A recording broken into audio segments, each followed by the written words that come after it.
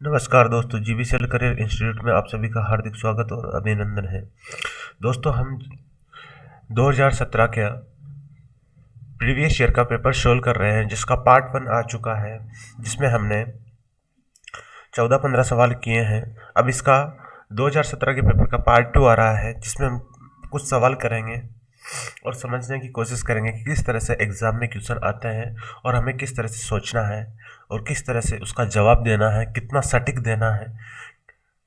तो दोस्तों, आप सभी का जीबीसीएल करियर इंस्टीट्यूट में हार्दिक स्वागत और अभिनंदन है, और सभी को ये वीडियो शेयर कर दीजिए, चैनल को सब्सक्राइब कर दीजिए और लाइक कर दीजिए। तो दोस्तों, आगाज करते हैं आज के इस वीडियो का। तो आपका स्वागत है, और आज का मोटिवेशन कोड आपके लिए कि जब हम बड़े हो जाते हैं तो हमें पेंसिल के बदले पेन दे दिया जाता है। हमें पेंसिल के बदले पेन दे दिया जाता है, क्योंकि हम समझ जाएं कि अब हमारी गलतियों को मिटाना अब आसान नहीं है।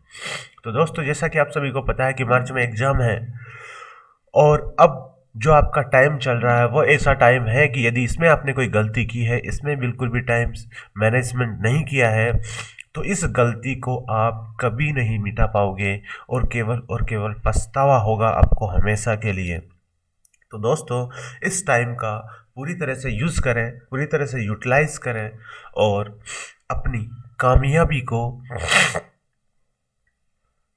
अपनी कामयाबी तक पहुँचे। इसके लिए आप सभी का हार्दिक स्वागत और बधाई देते हुए मैं आज के इस वीडियो का आगाज़ करते हैं। हम 2017 का पेपर कर रहे थे, और जिसमें हमने 13 सवाल कर लिए थे, और आज का है 14th नंबर का क्वेश्चन करेंगे। तो 14th नंबर के क्वेश्चन में क्या कह रहा है, इसको अच्छी तरह से आप पढ़िए, समझिए, और फिर इसका जवाब देने की कोशिश करेंगे। तो एक कार स्थान ए से बी स्थान तक 266 किलोमीटर की दूरी 65 किलोमीटर प्रति घंटा की गति से सभी 13 हरे यातायात सिग्नलों को पार करती है। भारी यातायात के कारण यह प्रथम सिग्नल पर 4 मिनट, दूसरे सिग्नल पर 7 मिनट और तीसरे सिग्नल पर 10 मिनट एवं इसी प्रकार 13वें सिग्नल पर 40 मिनट रुकती है। स्थान ए बी तक पहुंचने में इसे कुल समय कितना लगेगा?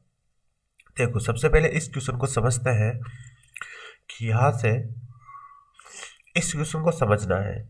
आप चाहो तो यह डायग्राम एग्जाम में बना भी सकते हो, नहीं भी बना सकते हो। मैं केवल समझा रहा हूँ कि आपको किस तरह से सोचना है। यह स्थान बी है और ये स्थान ए है, और यहां से यहां तक की जो दूरी है वह 260 किलोमीटर है।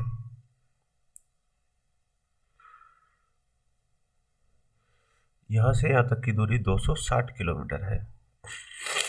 अब जो इसकी स्पीड है वो 65 किलोमीटर पर आवर है, यानी 1 घंटे में 65 किलोमीटर चलेगा। लेकिन इसमें 13 हरे यातायात सिग्नल है। यहाँ पे एक यातायात सिग्नल लगा होगा ऐसा, जिसको हरी बत्ती बोलते हो। ऐसे ही यहाँ पे एक यातायात सिग्नल लगा होगा। इस तरह से टोटल कितने हैं? इस तरह से टोटल 13 है। ये पहला है, ये दूसरा है, ये तीसरा है। इस तरह से कितने हैं यहाँ पर? टोटल 13 यातायात के सिग्नल लगे हुए हैं। अब क्वेश्चन ये बोल रहा है कि ये प्रत्येक यातायात पर पहले यातायात सिग्नल पर कितने मिनट रुकता है? पहले यातायात सिग्नल पर 4 मिनट रुकता है, अगले यातायात सिग्नल पर 7 मिनट रुकता है, फिर उससे अगले वाले यानी तीसरे नंबर के यातायात सिग्नल पर 10 मिनट रुकता है, और इस तरह से ये रुकता जाता है। और जो 13वां नंबर का यातायात सिग्नल है उस पर 40 मिनट रुकता है। तो सबसे समझने वाली बात यह है कि ये अगर किसी भी यातायात सिग्नल पर नहीं रुकता तो 260 किलोमीटर की दूरी तय करने में इसे कितना टाइम लगता? तो यहां से लिखो 260 किलोमीटर की दूरी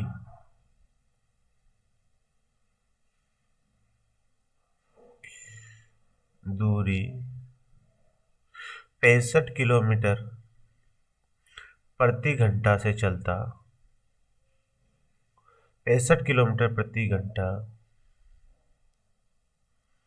से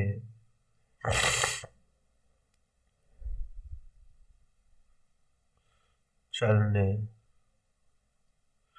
पर लगा समय 260 किलोमीटर की दूरी को 65 किलोमीटर प्रति घंटा की रफ्तार से चलने में कितना समय लगेगा? तो समय बराबर होता है दूरी बटा चाल। तो दूरी तो हो गई है 260 किलोमीटर और चाल हो गई है 65 किलोमीटर। तो जब इसको आप हल करोगे तो कितना आ जाएगा? 4 घंटे। 4 घंटे लगेंगे इसको तय करने में। आप इसका 260 में 65 का भाग दोगे तो कितना टाइम आ जाएगा? 200 260 में 65 का भाग दोगे तो 4 घंटे आ जाएंगे। तो ये अगर बिना रुके हुए एकदम एक बिंदु ए से बी तक पहुंचता 260 किलोमीटर की दूरी को, तो इसको तय करने में कितना टाइम लग जाता? इसको टाइम लग जाता 4 घंटे। लेकिन क्वेश्चन हमसे ये बोल रहा है कि ये बिना रुके नहीं जा रहा, ये रुक रुक के जा रहा है। रुक रुक के किस तरह से जा रहा है कि पहला सिग्नल पोस्ट है उस पे ये 4 मिनट रुक रहा है, फिर अगला सिग्नल पोस्ट आ रहा है उस पे ये 7 मिनट रुक रहा है। तो ये जो मिनट है रुकने का ये और एक्स्ट्रा है। तो 4 घंटे तो इसको लग ही रहा है, लेकिन ये रुकने का समय और इसमें एक्स्ट्रा लग रहा है। तो इस एक्स्ट्रा समय को किस तरह से निकालेंगे हम, ये देखिए। तो इस एक्स्ट्रा समय को इस तरह से निकालेंगे हम।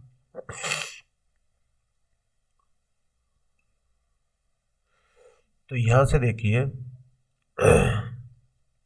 समय की श्रेणी, समय अंतराल लिख लीजिए आप। तो समय अंतराल किस तरह से चल रहा है? समय अंतराल चल रहा है 4, पहले सिग्नल पोस्ट पे 4 मिनट रुक रहा है, फिर 7 मिनट, फिर 10 मिनट, और इस तरह से कितने मिनट रुक रहा है? 40 मिनट। तो देखो ये समांतर श्रेणी बन गई है जिस पर a बराबर 4 हो गया है, d बराबर 7 - 4 बराबर कितना हो गया? 3 हो गया, और n बराबर 13 हो गया, क्योंकि कितने कितने सिग्नल है, यातायात के सिग्नल कितने हैं? 13। तो इन सभी का योग निकालना है, यानी ये टोटल कितने टाइम इसको एक्स्ट्रा रुकने में लगा। इतना टाइम तो पहुंचने में लगा ही है 4 घंटे, लेकिन इतना टाइम रुकने में लगा, तो टोटल समय आ जाएगा जब दोनों को जोड़ देंगे। तो यहाँ से फॉर्मूला क्या होता है योग का? Sn बराबर n/2 into 2a plus n-1 into D और कोष्टक बंद। तो ये इस तरह से हो जाएगा। अब बाकी बचा हुआ इधर सोल्व करते हैं। तो यहाँ से जब वैल्यू रखोगे आप तो कितना आ जाएगा? 13/2 2 गुणा ए का मान कितना है? 4 प्लस एन का मान कितना है? 13 -1 और डी का मान कितना आया है? 3। 13/2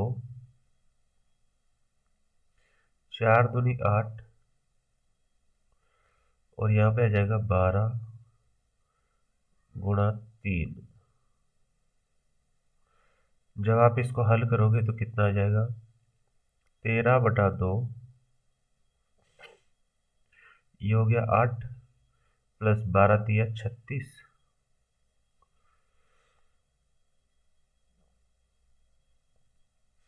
तो 36 और 8 कितना हो जाएगा? 36 और 8 हो जाएगा 44। 13/2 गुणा 44, इस 2 से 44 कट जाएगा, कितनी बार कट जाएगा? 22 बार। तो 22 इंटू 13 करोगे तो कितना आ जाएगा? 13 दूनी 26 का 2, 26 का 6 हासिल का 2, 13 दूनी 26 और 2 28। ये आया है मिनट। इतना मिनट इसको रुकने में लग गया और 4 घंटे पहुंचने में लग गया। तो टोटल समय कितना हो जाएगा? टोटल समय हो जाएगा ये रुका हुआ समय और पहुंचने में लगा समय। तो कुल समय बराबर क्या आ जाएगा? कुल समय बराबर आ जाएगा 4 घंटे तो ये लगे। अब इस मिनट को भी घंटा बना लेंगे अपन। 286 286 मिनट था, 60 का भाग लगा दिया तो घंटा हो गया। तो ये भी घंटा और ये भी घंटा। जब आप इसको हल करोगे तो कितना आ जाएगा? जब हम इसको हल करेंगे तो ये आ जाएगा, भाग लगा के देख लो, 60 का भाग लगाओगे तो कितनी बार जाएगा? 4 बार। 6 चौको 24, 240। 240 तो यह बच गया। 286 में 4 बार भाग लगाया तो हो जाएगा 240, बचा 6 और 4 बच गए। फिर उतारी 0, कितनी बार चल जाएगा? ये चल जाएगा 7 छंग 42, 7 बार। तो ये हो जाएगा 7 छंग 42 मतलब 420। फिर बच जाएगा 4 0, फिर बच जाएगा ये कितनी बार चल जाएगा? 6 बार। तो ये टोटल इसका टाइम आ जाएगा 8 घंटे। 8 घंटे, 8.76 घंटे, ये इसका आंसर हो जाएगा। तो आपको इस तरह से ये क्वेश्चन करना है और ये समझना है। तो समझ में आ चुका होगा कि हमें एक टाइम तो लगा कि बिना रुके सीधा ए से बी तक पहुंचता है। तो 260 किलोमीटर को 65 किलोमीटर प्रति घंटा की रफ्तार से तय करने में लगा समय, प्लस अब ये रुकता हुआ जा रहा, तो रुकने में इसको टोटल कितना समय लगा।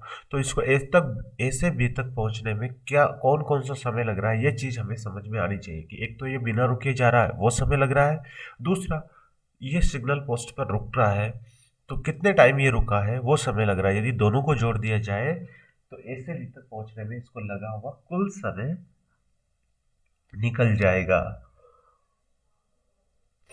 तो ये क्वेश्चन समझ में आ चुका होगा।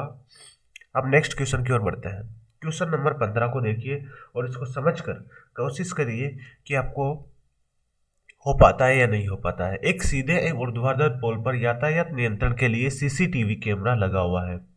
अब सीसीटीवी कैमरा लगा हुआ है तो सीसीटीवी कैमरा जो पोल के शीर्ष से 113 मीटर की दूरी पर है, दूरदृष्टि रेखा तक यातायात देख सकता है। यदि पोल के चारों ओर ये कैमरा इतना वर्ग मीटर यातायात देख सकता है तो पोल की ऊंचाई ज्ञात कीजिए। देखो इसको हम डायग्राम से समझते हैं। मैं यहाँ पे आपके लिए एक डायग्राम बना रहा हूँ कि एक पोल है। आपको एग्जाम में डायग्राम बिल्कुल नहीं बनाना है, केवल समझना है। यहाँ पे एक टॉर्च लगी हुई है, यहाँ पे एक लैंप लगा हुआ है, बल्ब लगा हुआ है, और ये बल्ब इसके चारों ओर इतना 39,424 वर्ग मीटर एरिया में अपना प्रकाश फैला रहा है। तो देखो ये एरिया होगा, ये केवल वृत्ताकार होगा। ये चीज तो समझ में आ चुकी होगी। इसी में तो ये अपना यातायात फैलाएगा, अपना क्या फैलाएगा? ये रोशनी फैलाएगा।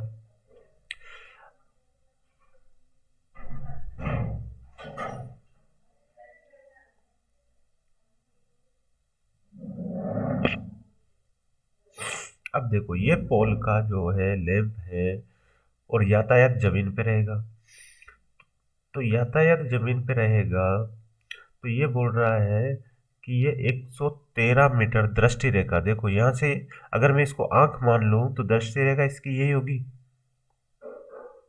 अगर यहाँ पे कोई बाइक या कोई साधन होगा तो उसको दृष्टि रेखा में ऐसे देखेगा, यानी इसकी इसने लंबाई दे रखी है 113 मीटर। ये समझ में आनी चाहिए। पॉइंट क्या क्या दे रखे हैं उनको ढूंढना आपको आना चाहिए। दूसरा चीज, हमें जो ये सर्किल बनाया है इसका इसने क्या दे रखा है? एरिया दे रखा है।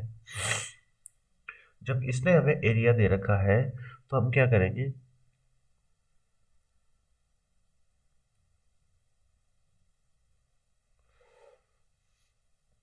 इस एरिया की त्रिज्या निकाल लेंगे। ये क्या हो जाएगी, इसकी त्रिज्या हो जाएगी, यदि मैं इसको पॉइंट ओ मान लूँ तो कैमरे का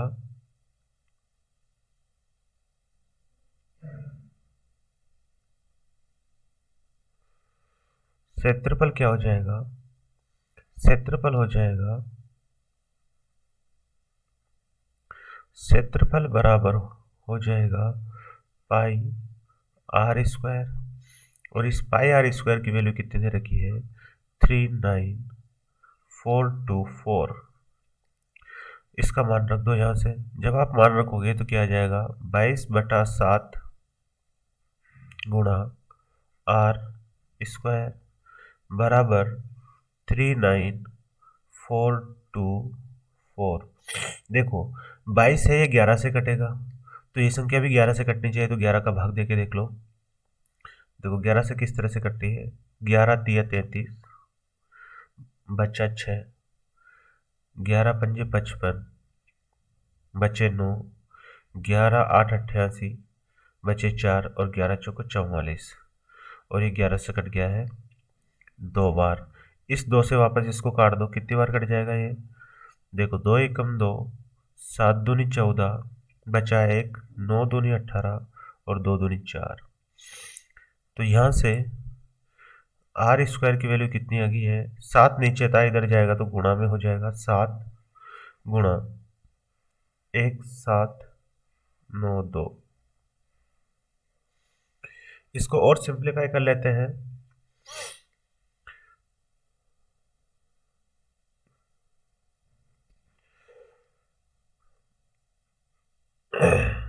देखो इसमें 7 आया है, तो यहाँ पे भी 7 से एक साथ होना चाहिए, क्योंकि यहाँ पे आर स्क्वायर है, जब हम लेंगे तो एक जोड़ा बनना चाहिए। तो मैं 7 से इसको डिवाइड कर रहा हूँ, तो यहाँ से एक और 7 बना के मैं इसको 2 टुकड़ों में तोड़ रहा हूँ। 7 दूनी 14, बचे 3, 7 पंजे 35 और 7 छः 42।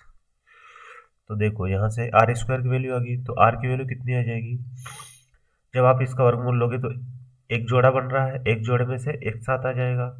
और हमको पता है कि 256 किसका होता है, 16 का होता है, तो यहाँ से 16 आ जाएगा, यानी 16 सत्ता 112, 112 मीटर क्या आ चुकी है, 112 मीटर इसकी त्रिज्या आ चुकी है। अब ये क्वेश्चन यहाँ पे खत्म नहीं हुआ, अभी हमसे पूछा क्या गया, पोल की ऊंचाई पूछी गई है। मैं इस पोल की ऊंचाई को h मान लेते हैं, ये पूछी गई है। अब आपको नजर आ रहा होगा कि एक समकोण त्रिभुज बन चुका है, जिसमें आर भी ज्ञात है और ये लंबाई भी ज्ञात है। तो यहाँ से ओ पी और इसको नाम दे दो क्यू। चूंकि त्रिभुज ओ पी और क्यू समकोण त्रिभुज है, समकोण त्रिभुज है, जब ओ पी क्यू समकोण त्रिभुज है तो ओ क्यू का स्क्वायर बराबर क्या हो जाएगा, पी क्यू का स्क्वायर माइनस ओ पी का स्क्वायर, क्योंकि कर्ण के स्क्वायर में से आधार का स्क्वायर घटा देंगे तो लंब का स्क्वायर आ जाएगा। ओ क्यू का स्क्वायर क्या है, एच स्क्वायर, जो हमें ज्ञात करना है। पी क्यू का स्क्वायर क्या है, 113 का स्क्वायर माइनस ओ पी का स्क्वायर कितना है, 112 का स्क्वायर। अब आपको पता होगा ए स्क्वायर माइनस बी स्क्वायर का फॉर्मूला आपको ज्ञात होना चाहिए। तो ए स्क्वायर माइनस बी स्क्वायर के फॉर्मूले से देखो, इसको सिंप्लीफिकेशन कर लेंगे हम, तो 100 कैलकुलेशन आसान हो जाएगी यहाँ से, प्लस ए प्लस बी इंटू ए माइनस बी होता है 113 माइनस 112, तो 113 प्लस 112 करोगे तो 225 आ जाएगा, और इधर 113 में से 112 जाएगा तो 1 बचेगा। तो ये एच स्क्वायर की वैल्यू आ गई। जब आप इसका वर्गमूल लोगे, एच की वैल्यू निकालोगे, 225 किसका होता है, 15 का वर्ग होता है, तो 15 मीटर। इसका आंसर आ जाएगा। तो पोल की ऊंचाई, पोल की ऊंचाई क्या हो जाएगी? अतः पोल की ऊंचाई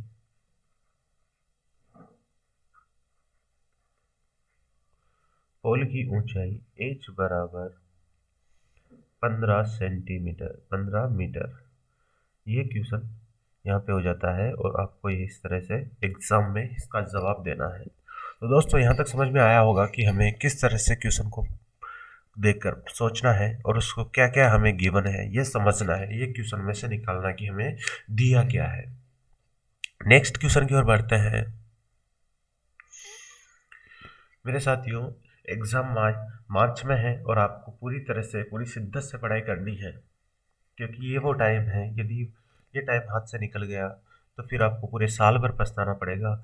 और जो आपके साथी हैं वो नेक्स्ट क्लास में पहुंच जाएंगे और आप उसी क्लास में रह जाओगे, और जो पुराने हैं, जो आपकी जूनियर हैं, वो आपके साथ बैठेंगे, तो आपको पूरे साल भर एक ऐसा फील होगा कि मैं कहीं दुनिया में पीछे छूट गया हूँ। तो ऐसी फीलिंग से बचने के लिए और नेगेटिव चीज़ों से निजात पाने के लिए आपको इस टाइम को पूरी तरह से यूटिलाइज करना है। देखो ये पहले चैप्टर का क्वेश्चन है, मैंने कई बार पढ़ाया है आपको। सिद्ध कीजिए कि √3 एक अपरिमेय संख्या है। तो इस तरह की संख्या, इस तरह के क्वेश्चन को किस तरह से अप्रोच करना है, किस तरह से सोचना है, हम कई बार, मैंने इसके सारे क्वेश्चन एक एक क्वेश्चन डिटेल में कराया है। और ये एज इट इज़ √3 वाला तो मैंने करवाया है, आप देख सकते हो मेरी वीडियो में जाके, जहाँ पर मैंने वास्तविक संख्याएं पढ़ाई है वास्तविक संख्या वाले चैप्टर में। तो हम क्या करेंगे, इसको उल्टा मानेंगे। तो इसमें अपरिमेय संख्या में सिद्ध करना, मैं मान लूंगा इसको कि √3 एक परिमेय संख्या है। √3 एक परिमेय संख्या है।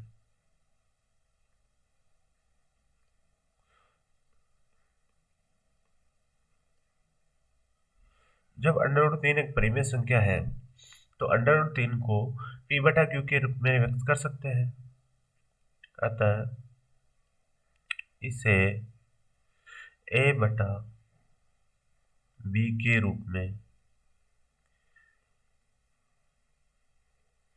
व्यक्त कर सकते हैं,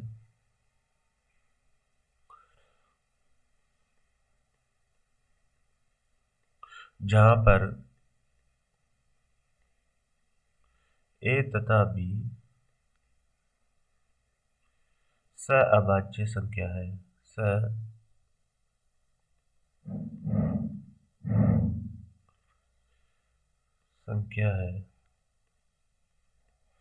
सअभाज्य संख्या है, ये हम कर सकते हैं। सअभाज्य संख्या का मतलब होता है कि a और b में कोई भी उभयनिष्ठ गुणनखंड नहीं है।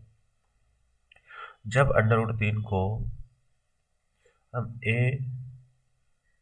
a/b के बराबर लिखेंगे, इसका वर्ग कर देते हैं, तो 3 बराबर क्या आ जाएगा, a²/b²। तो देखो यहाँ से b² की वैल्यू क्या आ जाएगी, b² की वैल्यू आ जाएगी a²/3। और हमने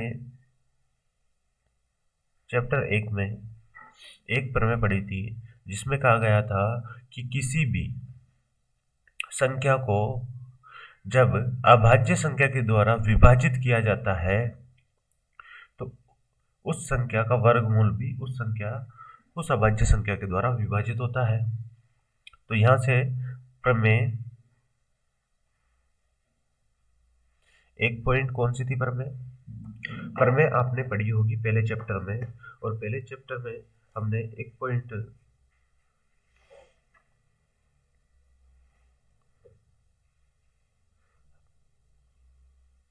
प्रमेय 1.3 पढ़ी थी हमने।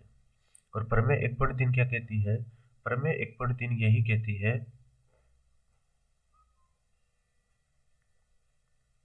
प्रमेय 1.3 के द्वारा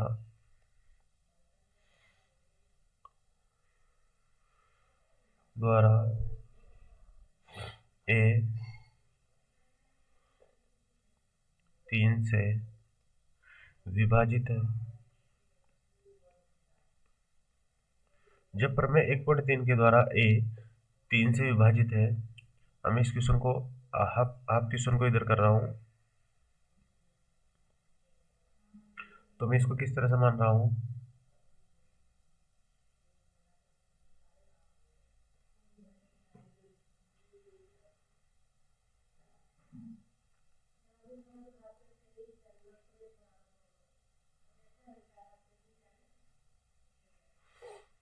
मैं मान लेता हूँ कि माना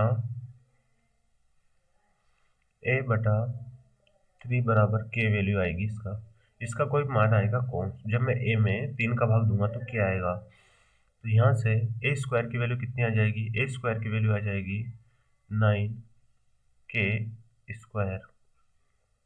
इसको समीकरण 1 में रख देता हूँ, समीकरण 2 बोल देता हूँ इसको। अब समीकरण 1 व 2 से, जब मैं समीकरण 1 में 2 से मान रखूंगा तो क्या आ जाएगा, समीकरण 1 में 2 से मान रखूंगा तो देखो यहाँ से बी स्क्वायर की वैल्यू कितनी आने वाली है, बी स्क्वायर की वैल्यू आ जाएगी ए स्क्वायर की जगह 9k²/3। तो यहाँ से 3 से 3 कट जाएगा, 3 से 3 कट जाएगा, और यहाँ से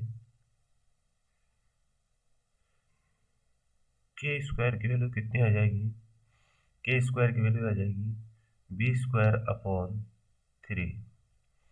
ये समीकरण 3 है। तो यहाँ से आप देख सकते हो कि प्रमेय नंबर वही 1.3 के द्वारा,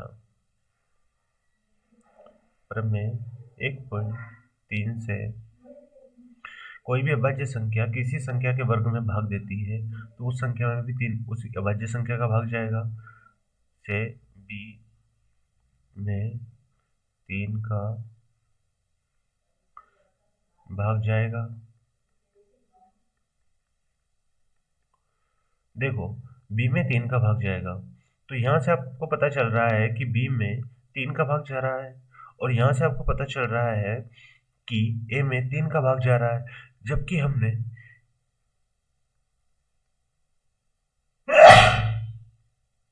a तथा b को सअभाज्य संख्या माना है, यानी इनमें कोई भी उभयनिष्ठ गुणनखंड नहीं है।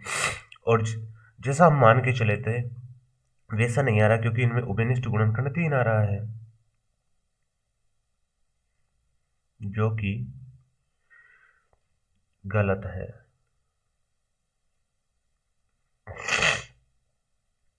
जो हमने माना था वो गलत है, अतः √3 एक अपरिमेय संख्या है,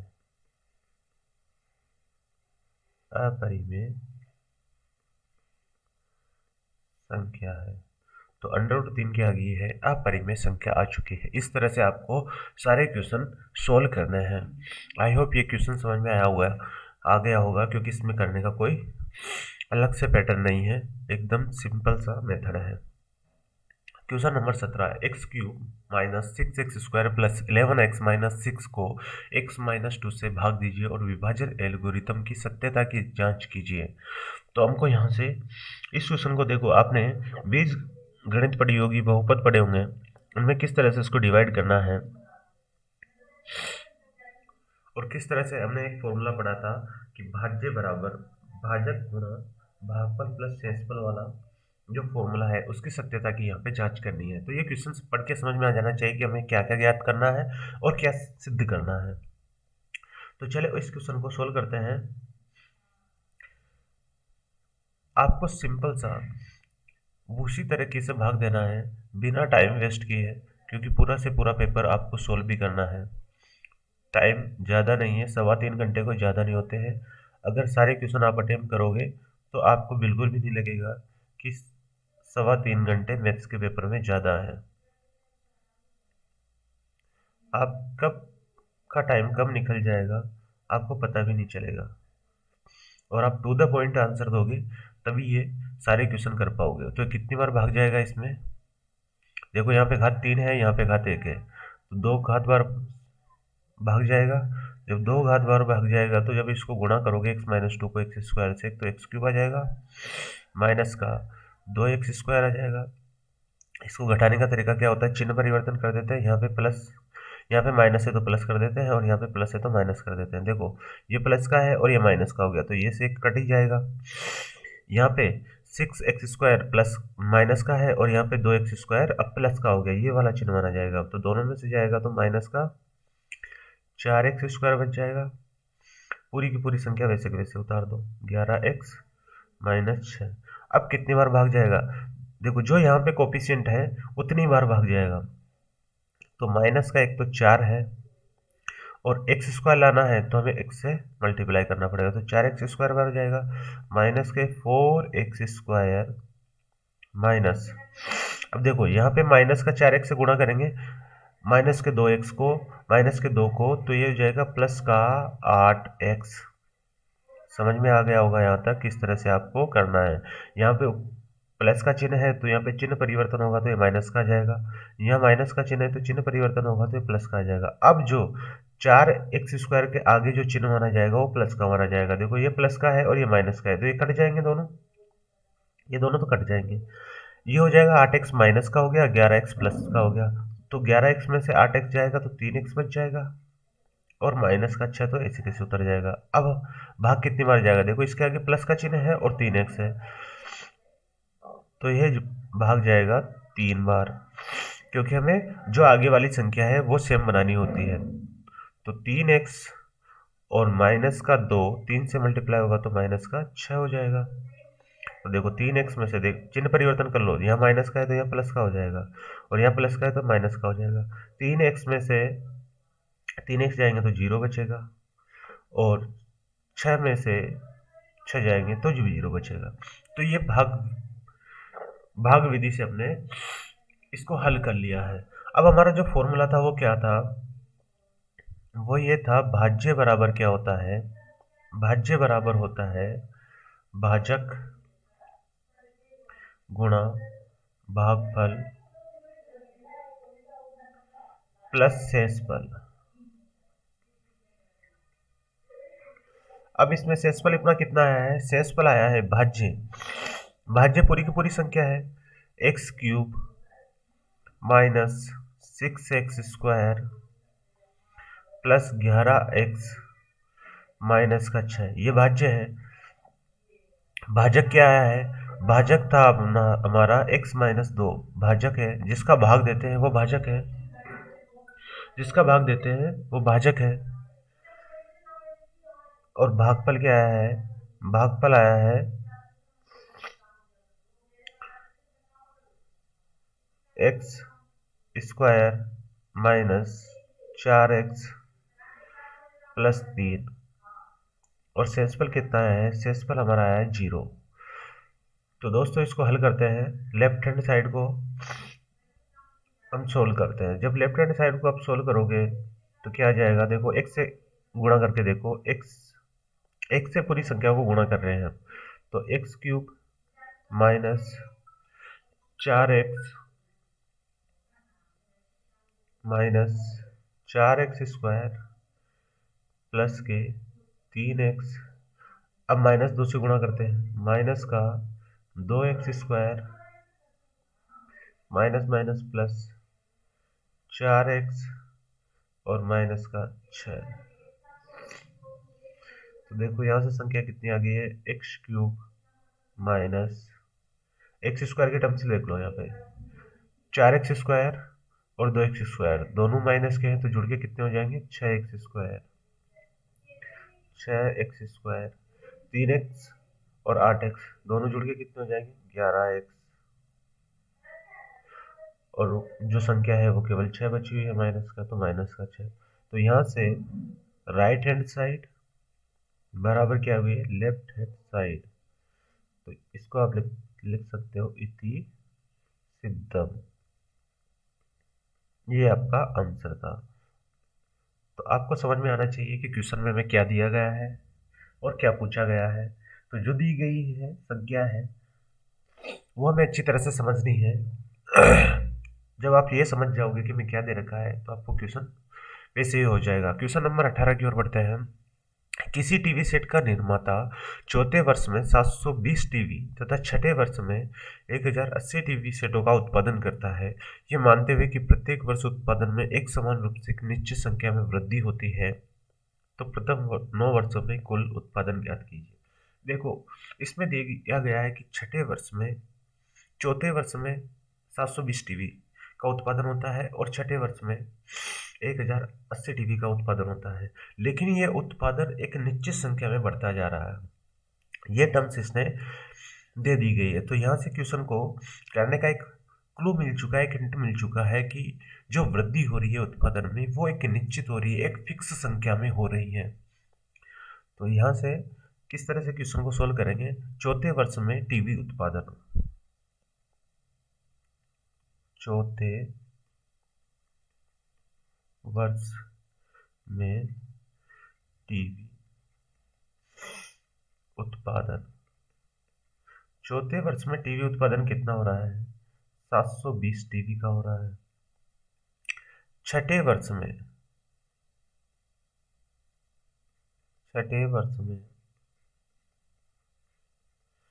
टीवी उत्पादन, छठे वर्ष में टीवी उत्पादन कितना हो रहा है? 1080। तो इन दोनों का जो गैप आया है वो कितना आया है? देखो, फोर्थ ईयर और छठे ईयर का, तो 6 ईयर और 6 ईयर में 2 साल का डिफरेंस निकाल लो। 6 ईयर माइनस 4th ईयर, 2 वर्ष का 2 वर्ष का उत्पादन का अंतर कितना आ जाएगा? तो 2 वर्ष के उत्पादन का अंतर आ जाएगा -720 बराबर कितना आया है? 2 वर्ष के उत्पादन का अंतर कितना आ चुका है? 1080 में से 720 घटाओगे तो कितना आ जाएगा? 360। 360 क्या आया है? 2 वर्ष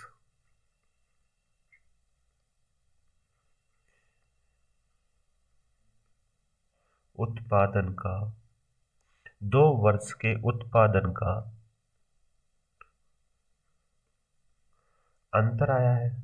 2 वर्ष में उत्पादन का अंतर कितना आया है? 360। तो एक वर्ष के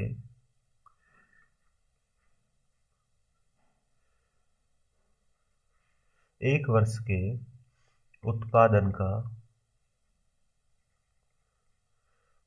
का अंतर कितना आ जाएगा? एक वर्ष के उत्पादन का अंतर आ जाएगा 360 बटा 2, 180 आ जाएगा। 360 बटा 2, 180 आ जाएगा। तो प्रथम 9 वर्षों में कुल उत्पादन कितना हुआ? तो दोस्तों यहाँ से पता चल रहा है कि चौथे वर्ष में 720 हुआ है, पांचवें वर्ष में 720 में हम क्या जोड़ देंगे? 180 जोड़ देंगे। छठे वर्ष में 720 में हम क्या जोड़ देंगे? 180 और 180 2 बार जोड़ देंगे। तो इस तरह से 180 क्या आ गई है? एक फिक्स, एक निश्चित संख्या आ गई है जिस दर से उसमें वृद्धि हो रही है।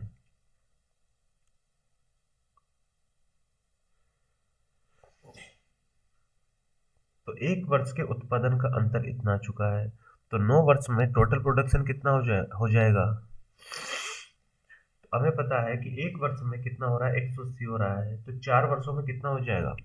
देखो, 180 को 4 से गुणा कर देंगे, 18 चौके 72। तो चौथे वर्ष का उत्पादन आ गया 720, यानी प्रथम वर्ष 180 हुआ होगा।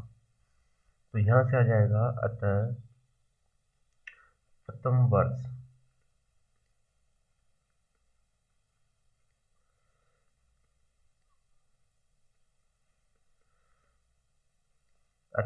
वर्ष का उत्पादन कितना आ चुका है? 180, क्योंकि चौथे वर्ष का कितना आ रहा है? 4 से गुणा करते 18 चौके 72 हो रहा है, इसलिए 9वें वर्ष का उत्पादन निकालना है। तो प्रथम 9 वर्षों, तो 9 वर्षों का उत्पादन एकदम इजी सवाल था, कुछ भी नहीं था, केवल लैंग्वेज समझने वाला सवाल था। तो इसको क्या कर देंगे, 9 से गुणा कर देंगे 180 को। तो कितना आ जाएगा, 180 को 9 से गुणा करोगे तो कितना आ जाएगा, 18 नम्मा 162 होता है, और एक जीरो आ जाएगी।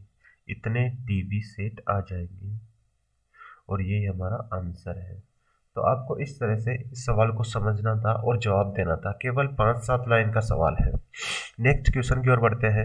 एक आंधी आने पर एक पेड़ टूट जाता है और टूटा हुआ पेड़ इस प्रकार मुड़ जाता है कि पेड़ का शिखर जमीन को छूने लगता है और इसके साथ 60 डिग्री का कोण बनाता है।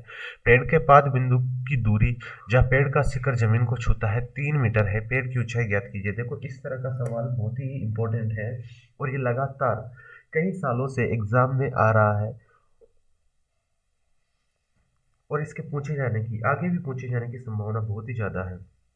तो दोस्तों इस तरह के सवाल को आप एकदम पक्का मान लीजिए कि एग्जाम में आएगा ही आएगा। देखो ये बोल क्या रहा है, ये बोल रहा है कि ये एक पेड़ था, पूरा पूरा पूरा एक पेड़ था जिसकी हाइट कुछ भी होगी, लेकिन ये क्या हो गया, आंधी चलने से ये पेड़ टूट जाता है यहाँ से, और जो ये वाला हिस्सा है वो यहाँ पे आके टिक जाता है। जो ये वाला हिस्सा है ये टूट के नीचे गिर जाता है और ये जमीन के साथ कितने डिग्री का कोण बना रहा है, 60 डिग्री का कोण बना रहा है। जो ये शिखर वाला जमीन के छूता है उसकी इस आधार वाले बिंदु से 3 मीटर की दूरी है। तो हमें यह निकालना है इस पेड़ की ऊंचाई क्या है। इस पेड़ की ऊंचाई हमें निकालनी है। तो आप इसको बिल्कुल त्रिकोणमिति से कर सकते हो। मैं मान लेता हूं इसकी x लंबाई है और ये h हाइट है यहाँ से यहाँ तक। तो इस टोटल पेड़ की लंबाई क्या हो जाएगी, ये h होगी और x ये वाला हिस्सा भी इसमें टूट के गिरा है जो यहाँ तक x हुआ करता था। इस पेड़ की लंबाई x प्लस h हो जाएगी। तो ये इसको इसी तरह से इसको सोल्व करना है और ये यहाँ पे 90 डिग्री का कोण बनाएगा ही बनाएगा। तो देखो ये हमें कोण दे रखा है 60 डिग्री का। जब हमें 60 डिग्री का कोण दे रखा है तो हम क्या कर सकते हैं, यहाँ से कोई भी एक त्रिकोणमितीय अनुपात ले लीजिए और उसकी सहायता से इसको सोल्व कर लीजिए। तो देखो यहाँ से मैं ले लेता हूँ कि इन दोनों में रिलेशन बनाने के लिए आधार और लंब में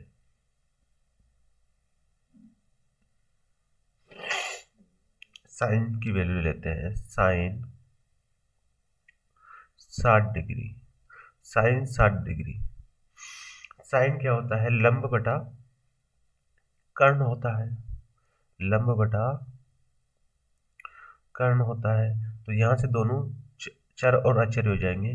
तो हम साइन की नहीं लेते हैं क्योंकि हमें एक ही चर को एक ही चर लेना है। यहाँ पे तो दोनों चर ही चर हो जाएंगे क्योंकि दोनों अननोन संख्या आ जाएगी। तो हम साइन 60 ना लेके इसको ले लेते हैं, साइन 60 ना लेकर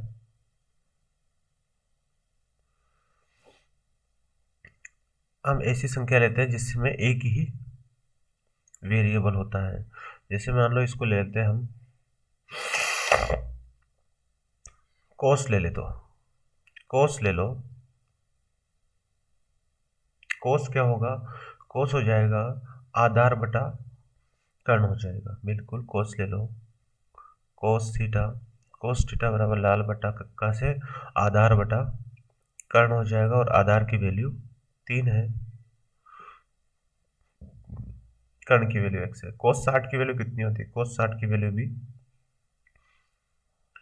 कोस 60 की वैल्यू कितनी होती है, कोट 60 की वैल्यू 1/2 होगी, 3/x होगा। तो यहाँ से आप x की वैल्यू निकालोगे तो कितनी आ जाएगी, 6। x की वैल्यू कितनी आ जाएगी,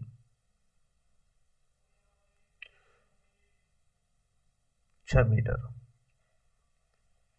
अब x की वैल्यू 6 मीटर आ गई है, आपको आधार दे रखा है, तो इस h की वैल्यू निकाल सकते हो पाइथागोरस प्रमेय में से।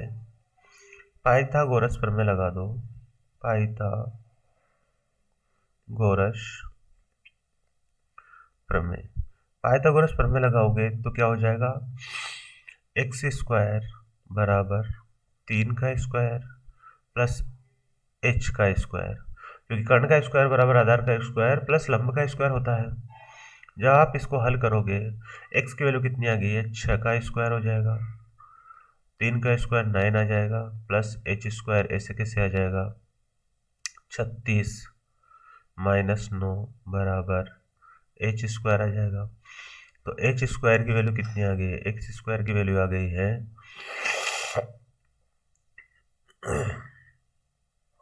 ये हो जाएगा 27।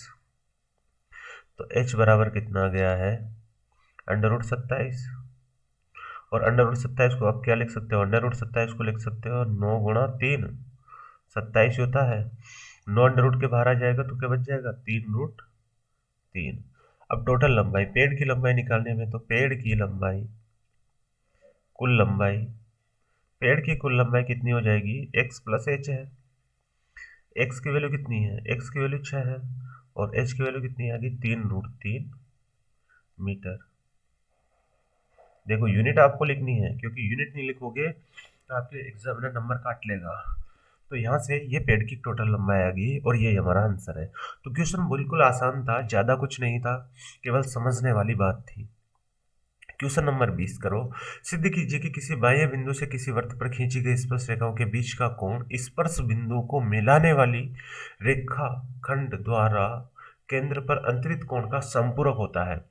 देखो ये पूछा गया है कि इसमें बाह्य किसी भी वृत्त के बाह्य बिंदु से वृत्त पर अधिकतम 2 स्पर्श रेखाएं खींची जा सकती है, ये हम सबको पता है।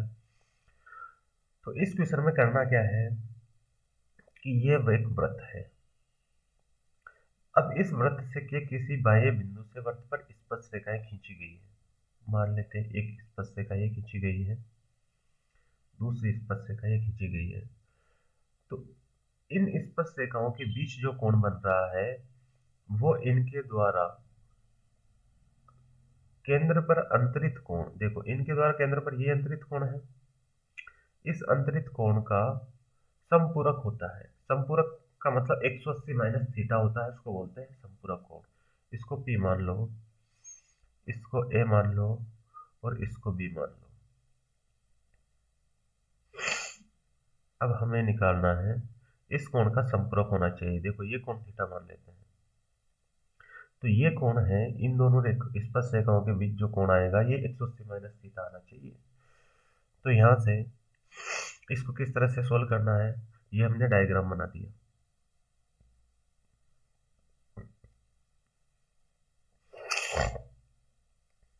तो हमने एक ये कर दी है रचना, ये एक रचना कर दी है हमने, इस तरह से इसका जवाब देना है, ये होगी रचना, है ना।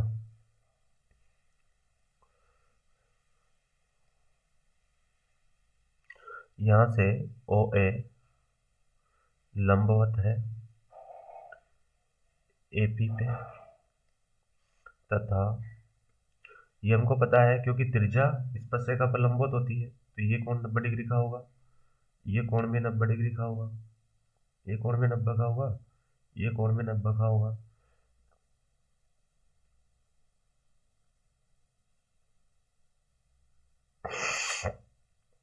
ये दोनों कोण क्या हो गए, 90 डिग्री के हो गए। ये भी 90 का है और ये वाला भी 90 का है, तथा OB लंबवत है किसके ऊपर, BP के ऊपर।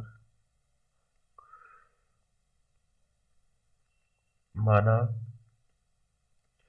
कोण AOB बराबर थीटा है, तो हमें सिद्ध क्या करना है, तो यहाँ पे लिखो सिद्ध करना है, सिद्ध करना है, सिद्ध क्या करना है, सिद्ध करना है हमें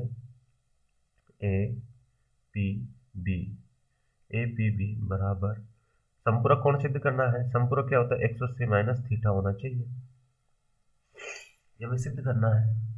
अब इसको हल करना है। अतः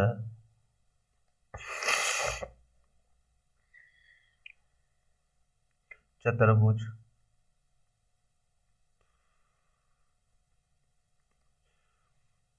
ए पी बी ओ में APBO में क्या हो जाएगा, कोण OAP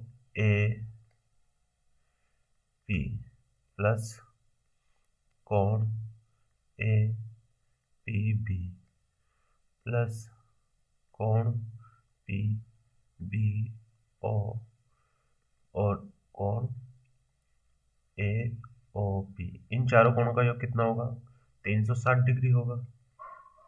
अब देखो यहाँ से OAP इसकी वैल्यू है 90 डिग्री। APB को APB ज्ञात करना है हमें, तो APB ऐसे कैसे लिख दो। और PBO की वैल्यू कितनी है, 90 डिग्री है, क्योंकि त्रिज्या तथा स्पर्शरेखा के बीच का कोण है और ये हमने थीटा मान लिया है। तो ये कितना आ चुका है, 360 डिग्री। अब मैं इस क्वेश्चन को यहाँ पे हल कर रहा हूँ। तो यहाँ से कोण APB प्लस 90 जुड़ के कितना हो गया, 180 plus theta equals to 360 degree. आप इसका पक्षांतरण करोगे तो कितना आ जाएगा, APB बराबर 180 में से 360 जाएगा तो 180 बच जाएगा और थीटा इधर जाएगा तो ये माइनस का हो जाएगा। तो यहाँ से क्या हो गया है, सिद्ध हो चुका है, इति सिद्धम। ये हमें सिद्ध करना था और ये क्वेश्चन देखो 5-7 लाइनों में हो चुका है, करना कुछ भी नहीं है, एकदम इजी क्वेश्चन है। तो दोस्तों ये क्वेश्चन समझ में आया होगा आपको किस तरह से इसको सोल्व करना है और क्या क्या करना है। सबसे इसमें जो मेन पॉइंट है इस क्वेश्चन का, जो करने का मेन पॉइंट है वो ये है कि क्वेश्चन में हमें ये पता होना चाहिए कि किसी भी वृत्त के बाह्य बिंदु से वृत्त पर कितनी रेखाएं खींची जा सकती है, स्पर्श रेखाएं, और उन किस प्रकार से स्पर्श रेखाएं खींची जा सकती है, ये हमें पता होना चाहिए। क्वेश्चन नंबर, देखो ये वीडियो में यहाँ के सारे क्वेश्चन समाप्त होते हैं। तो दोस्तों ये वीडियो आपको कैसा लगा, यदि पसंद आया है तो चैनल को सब्सक्राइब कर दीजिए और ये वीडियो आपके सभी दोस्तों में शेयर कर दीजिए। बस इतना सा काम कर दीजिए कि सभी तक ये वीडियो पहुंच सके, ताकि सभी को इसका लाभ पहुंच सके कि किस तरह से एग्ज़ाम में क्वेश्चन सोल्व करने होते हैं और किस तरह से हमें उनका जवाब देना होगा, ताकि हम पूरे में से पूरा स्कोर कर सकें। तो जय हिंद दोस्तों, और आपका नेक्स्ट वीडियो में इंतज़ार रहेगा।